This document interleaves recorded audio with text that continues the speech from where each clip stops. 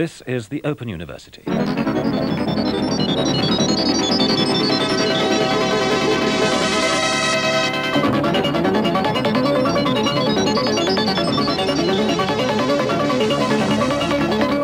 I got my cortado, my espresso macchiato, as they call it up the road here in my local cafe. And this is a spoiler alert. You're going to find out what I think my work-in-progress album, Pantaloon, is all about. It's not necessarily what you think it's all about, and that's fine. I'm with David Bowie on the fact that people have differing interpretations of things and that no interpretation is the correct one. Let's not fall into the intentional fallacy, something we talked about here before. Turn off now if you don't like this kind of thing. Personally, I find it very compelling because writing pop and reading pop are kind of two aspects of the same thing. It's a really lively way to engage with pop music, and for me it's compulsive. I've been living in headphones really for the last week or two. These headphones are sonic reality for me. Music doesn't really sound right in anything but these JVC HARZ 710s left and right. So that's the location, this three-dimensional sonic location I've been in. And really, there are health risks because battering your ears, your enthusiasm tends to make you play things too loud, and also my eyes get very bleary looking at a screen all the time. Because this little hardest working laptop in showbiz is my recording studio, and I've done 5 songs towards Pantaloon. Okay, the title Pantaloon.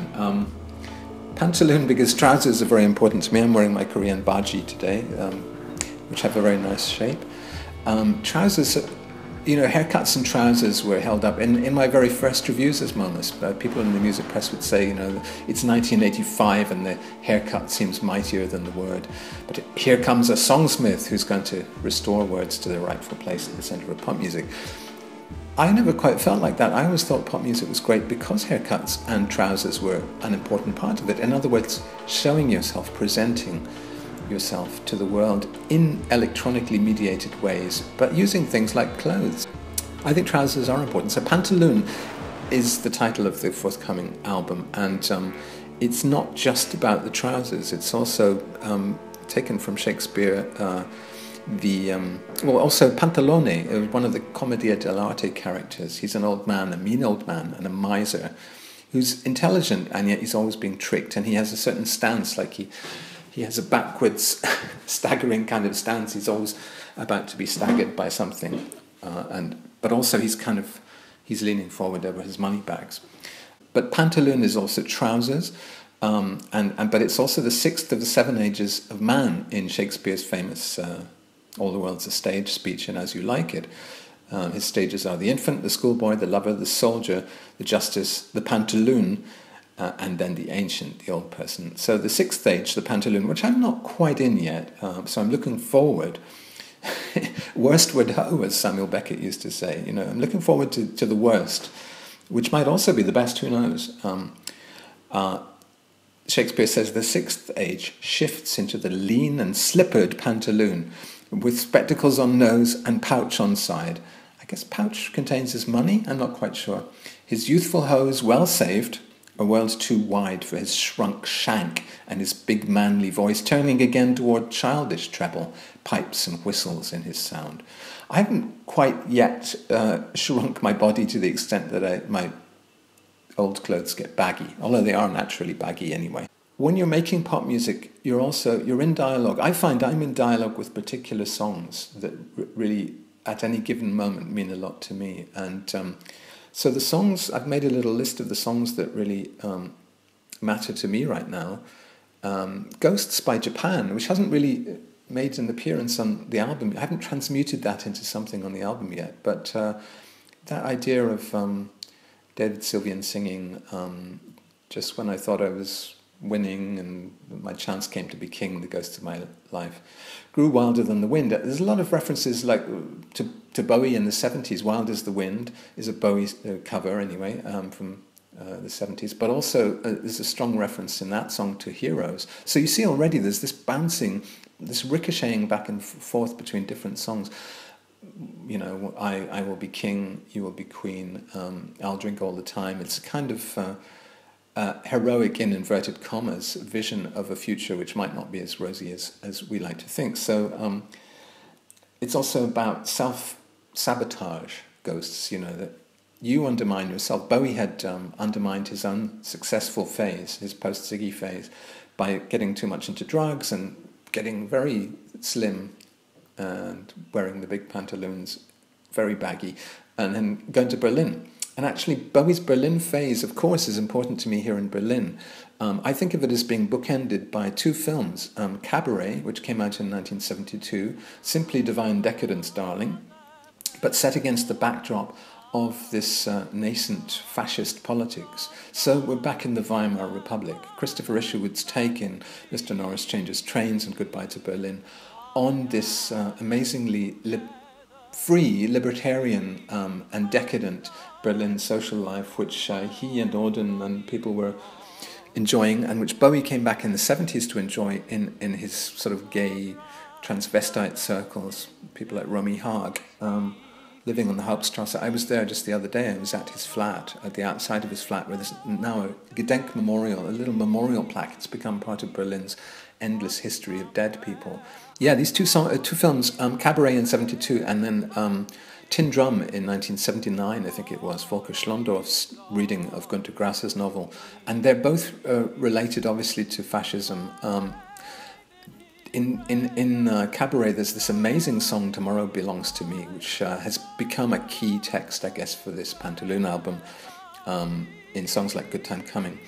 A beautiful boy sings it, and it's so fantastically filmed. You just get close-ups of his face at first. You're in a beer garden, in a kind of rural area outside Berlin, I guess, and you've got this crowd of white people, rather overweight people, non-urban people.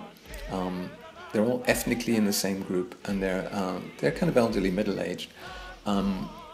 And they all start responding to the beautiful imagery of, the nature imagery in this song about fountains and stags and things. And then suddenly you realize that he's a fascist and he's singing about the fascist future. And then he does the Hitler salute, Tomorrow Belongs to Me. And the crowd gets very roused and gets to its feet. And there's one old man who's Jewish. I think he's meant to be Jewish. He looks Jewish, and he's singing. You can just see him saying, "Oh God, not this again." We went through this in the First World War, and we don't want to go through all this again. So that old man is very much a Pantaloon man for me. That he is he's an elderly man who's thinking about the future and not in a very positive way. The other songs. I'm talking about the other songs which are I'm in dialogue with, and one of them is Wire's I Am the Fly. I've been listening to a lot of Gilbert and Lewis from my record collection, which I'm reunited with. And I guess Wire became important again to me through Gilbert and Lewis. Weird things like Dome or Cupol, or their Gilbert and Lewis records. And but I Am the Fly is such an amazing, great record, and it's in a way the Harvest label, which was I think Pink Floyd's label. Wire was signed, although they were a punk band. And Pink Flag, of course, features in the first song, which I wrote towards this record, which is called Burning the Flag, and I just chose a pink flag to make that Wire reference more clear. But Wire are in a way they stand in between the psychedelic period of Pink Floyd and the kind of post-punk period. And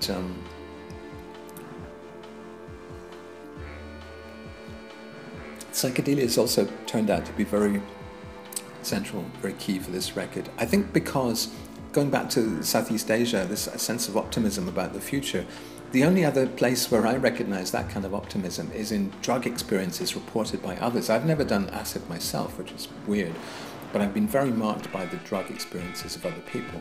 And there's a kind of utopian sentimentality, if you like, that comes through, or a cosmic mysticism that comes through when people report their acid trips. I guess the theme of the record is those two kinds of false optimism which come from economic booms, because we know that the world can't sustain everybody having their own economic boom. 10% growth, fine, that might be great for you, but it's not great for the planet. So there's a sort of eco-anxiety.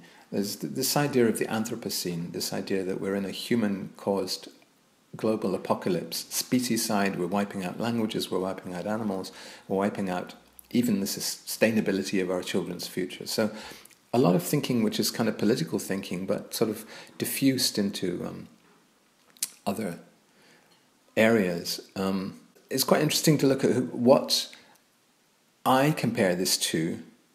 Gilbert and Lewis, I Am the Fly magazine, The Third Uncle by Eno, Roxy Music's editions of You, Pink Floyd, Os Mutantes, Helen Fordsdale by Mars, Bowie, and pop, of course. The Tiger Lilies, Amanda Palmer, that sort of neo-cabaret scene.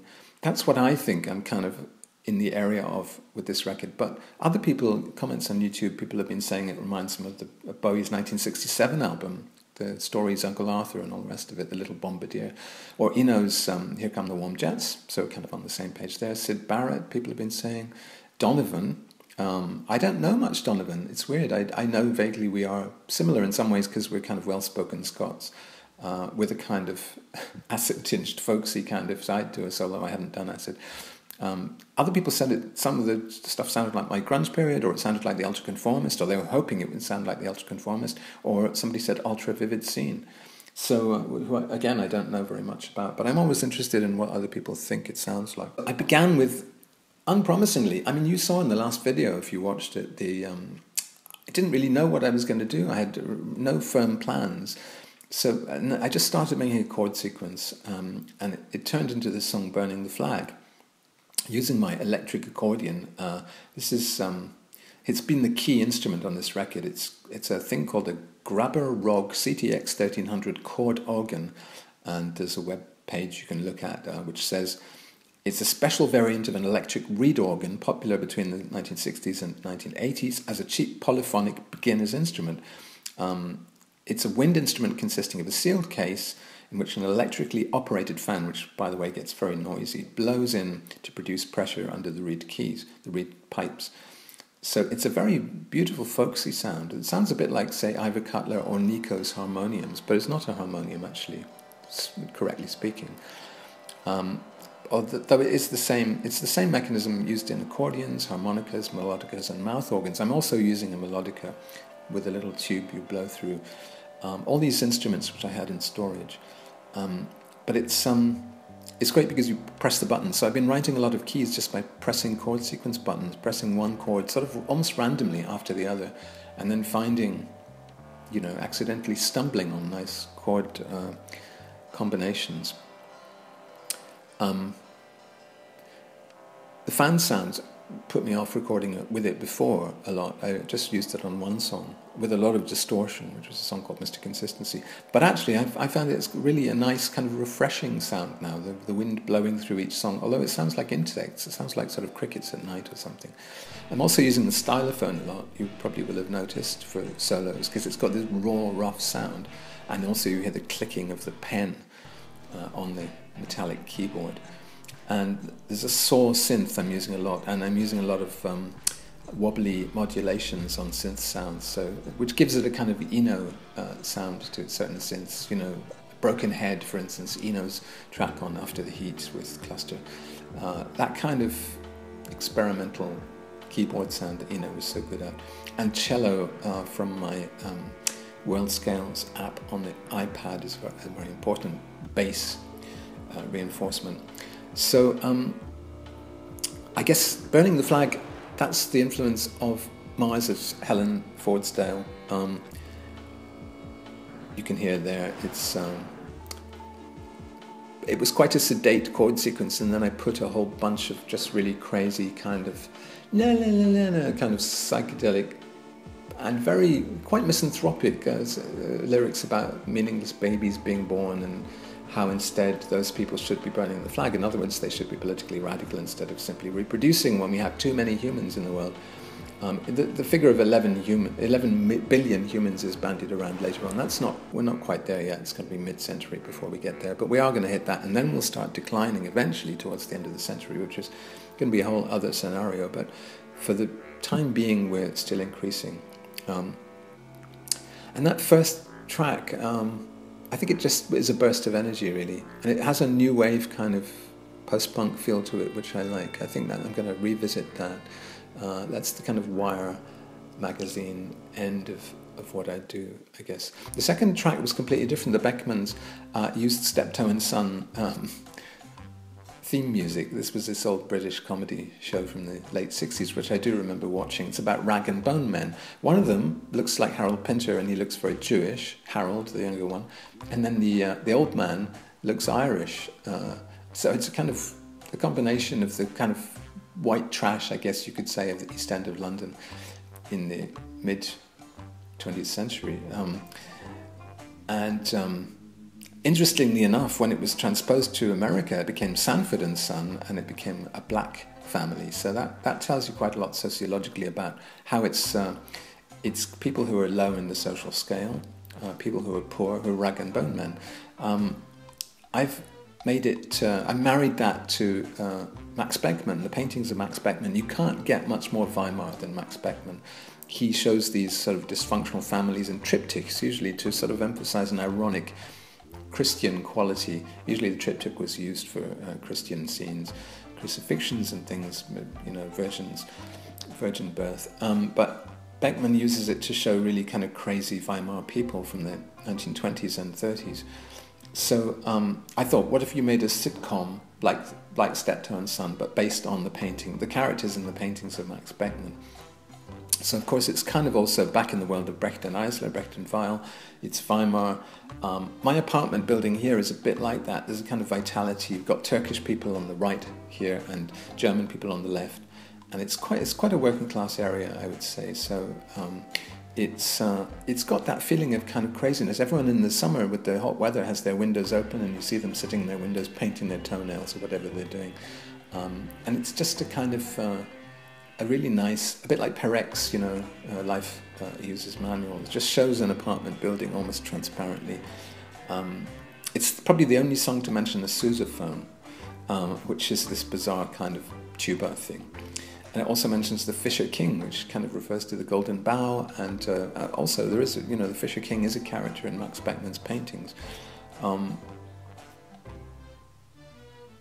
That song, it's a kind of comedy take on the Weimar themes, and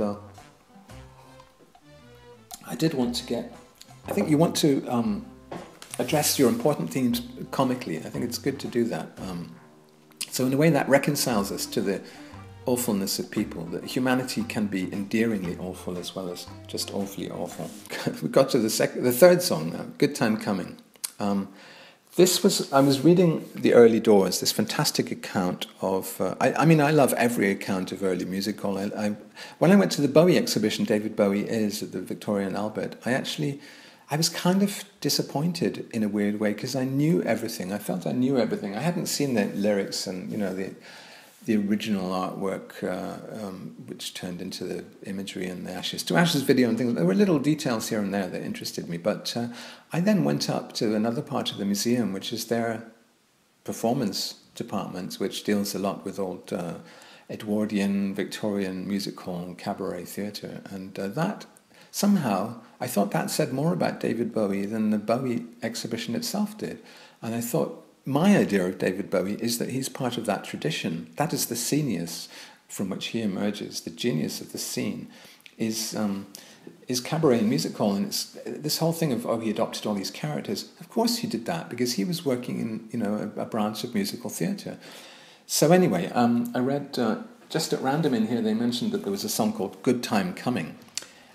And having researched it, I found out that There's a Good Time Coming was a popular poem written by Charles Mackay, set to music by Henry Russell in the middle of the 19th century. And it was apparently very popular with immigrants coming into America on the boats. They would sing this to themselves. And the lyrics go, there's a good time coming, boys, a good time coming. We may not live to see the day, but earth shall glisten in the ray of the good time coming. Cannonballs may aid the truth, but thought's a weapon stronger. We'll win our battle with its aid. Wait a little longer. And so they would sing this as they approached New York Harbor. And it goes on, the pen shall supersede the sword, and right not might shall be the Lord. In the good time coming, worth not truth shall rule mankind and be acknowledged stronger. So again, you've got people looking forward, and in a way they're delusional, just like the people in Southeast Asia that I was seeing who have the 10% growth rate. I can see they're delusional because I'm post-materialist, post-boom, you know. I can see that we can't all have the rapacious materialistic lifestyles that people have had in the past when they were booming, like the Americans in the 50s or whatever. We can't all have air conditioning and all these things because it destroys the very conditions which we require for our existence. If everybody has those things, we can't all do it. So it's a bubble, it's a delusion. Psychedelic drugs, economic growth, and immigration to a country which you think is going to be better, when you're escaping religious strife and wars, when you're a refugee, in other words. And this is a crucial theme, refugees. So Good Time Coming, it's like me saying, well, what if we founded a political party based on kind of the things I do believe? Most of the lyrics in that are not ironic at all. They're things I really do believe. But I don't believe that they're going to happen because I don't have enough faith in humanity that we can actually. The politicians can solve the really obvious problems. They're floundering about trying to placate the meanest part of their constituencies, the immigrant-hating, scapegoat-blaming part, rather than looking at the actual technical problems that confront us with climate change and with pollution and other things. So it's a tragic portrait of our inadequacy as a species to kind of get the finger out and do something effective. The marching figures in the video sort of call back to the ballad on the Proving of the World. I did that a bit in that video. I see them coming, see the butchers marching, would like to call out, halt. But since meanwhile I know their agents stand behind me watching, I hear my own voice calling at them, heil. So it's this thing of, you want to say halt, but you hear yourself, as if you're not even a subject, properly in control of yourself, shouting heil. And actually I'm also, the politician figure in that video comes from a piece of acting I did for someone in New York called Leah Hennessy, who makes what she describes as a sickeningly chic, satirical, homemade, independent sitcom on the web, on YouTube, called ZZ. ZZ is a gender-bending band led by someone called Chewy Swindleburn, and I play her father in a Skype conversation. She thinks I'm taking her video call, but actually I'm talking to some other people about her. So I just used that, and you're going to see that on ZZ if you watch that on YouTube, link below. And I just recycled it. Little Paper Humans is like a non-satirical take, and this is why people are comparing it maybe to Donovan or something. It's a non-satirical take on the message in Good Time Coming, a bit more pessimistic. It's a plea for empathy and for wise choices in a time of mean politics. And it's Aquarian, so harking back again to Hair. Hair is very important, and that's why I used the multi-track vocals, because I wanted the kind of effect of a theatrical troupe, like you get in Hair when there's 20 people singing all together, and they're doing all sorts of amazing swoops and kind of tricks with their voices. There are some great vocal effects in Hair. Hair was very important to me when I lived in Athens.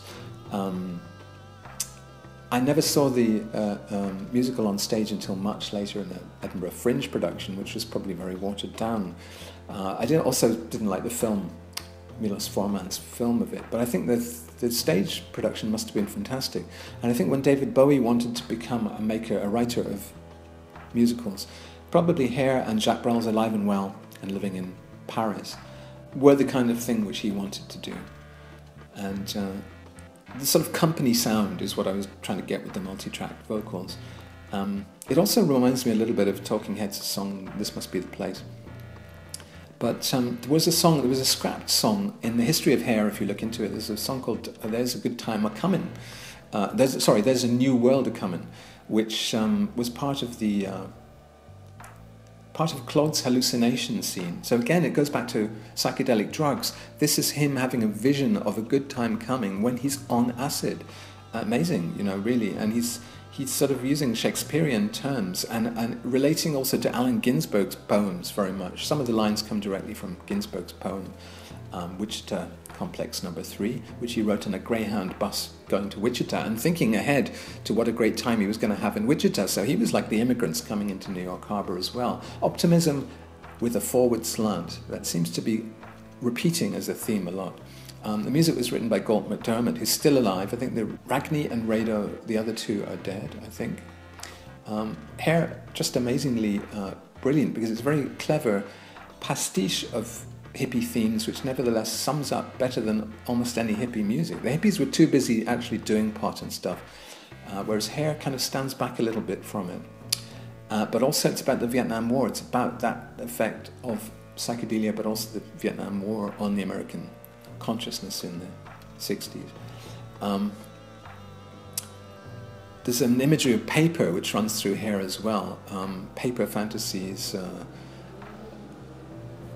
wearing smells from laboratories, or just a kind of image of paper as false consciousness, I guess. I guess I gave it a kind of prog medieval sound, but soulful vocals. There's a kind of black theme as well, black liberation, black power, which runs through Hair. White people taking the cue from black people's liberation struggles. The idea of being woke, that lyric pops up in one of the songs. I'm waking because I'm woke.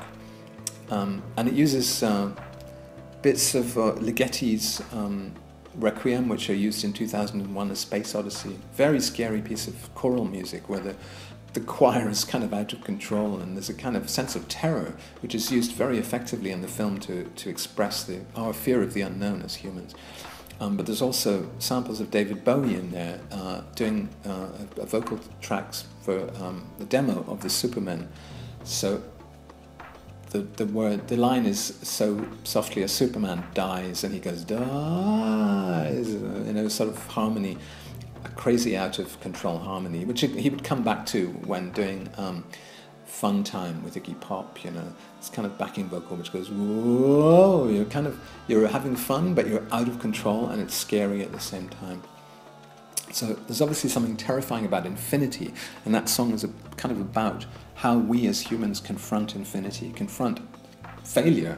Obviously, we're going to fail in the long run because we die in the long run, and then we're dead forever, And as a species, we'll be dead forever as well. So, failure is built into our project, and we're little paper humans stretching to infinity in the face of, of failure, our own failure. The next song was called Escalator, and that's the latest and last song, which I'm going to talk about today. And it's there was a failed song, which was a blues in 7/8 time, which was going to be talking about the Shakespearean terms. The young man is sighing like a furnace with a woeful ballad made to his mistress's eyes in the 7/8 man speech. And I was kind of I think when you're being an old man hymning your mistress's eyes, it can sound a bit pathetic, and I thought maybe this will sound pathetic. In a way, musically it sounded like Get It On by T-Rex or Cream by Prince, which is obviously a tribute. It's in dialogue with Get It On by T-Rex.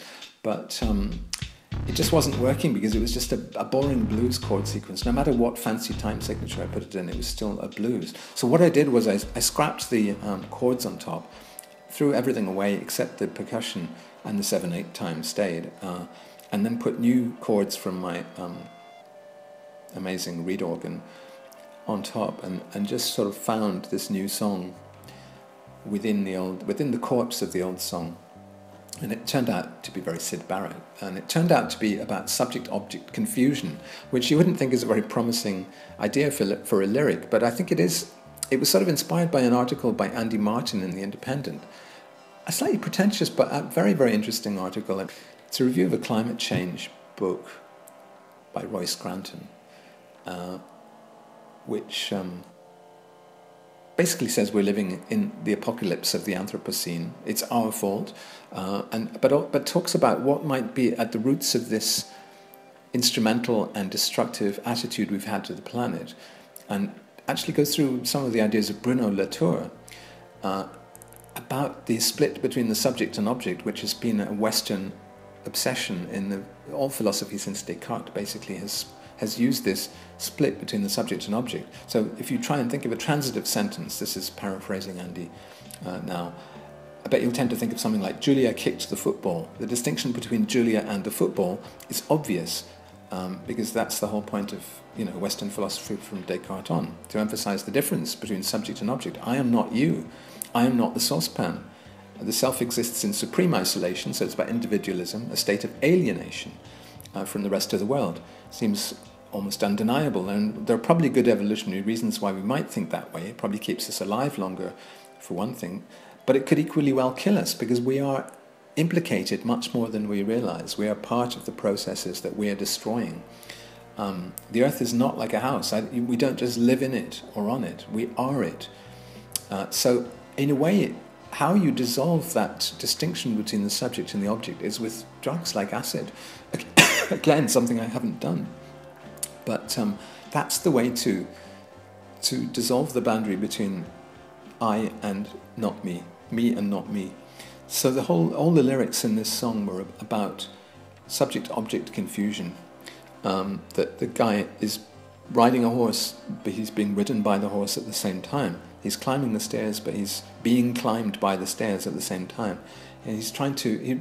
this is something, it's a sort of insight I've had as well, that we are thought by language, and that the most insidious ideology is built into language, and we can't really escape it as easily as we think, if we think with language, which we do inevitably.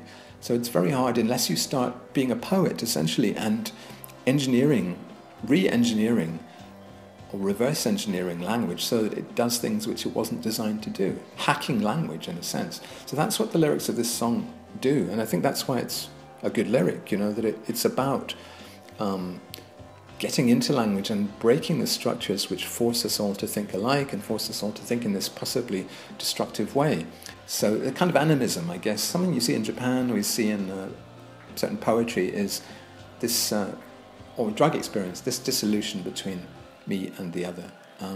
The other in this case is a drill starting up outside in the back garden because they're working on the building next door. So it's probably a good cue for me to stop spoiling.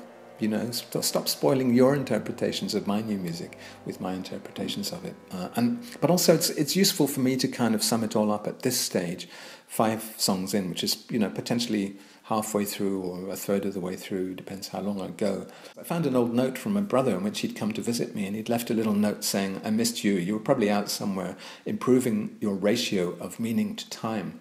I must have said to him in a rather pretentious way, "Oh yes, that's... I don't want to be rich, I don't even want to be famous necessarily, but I want to have the best ratio of meaning to time that I can possibly have. I want my hours to be... I want no more dead time, as the Situationist said."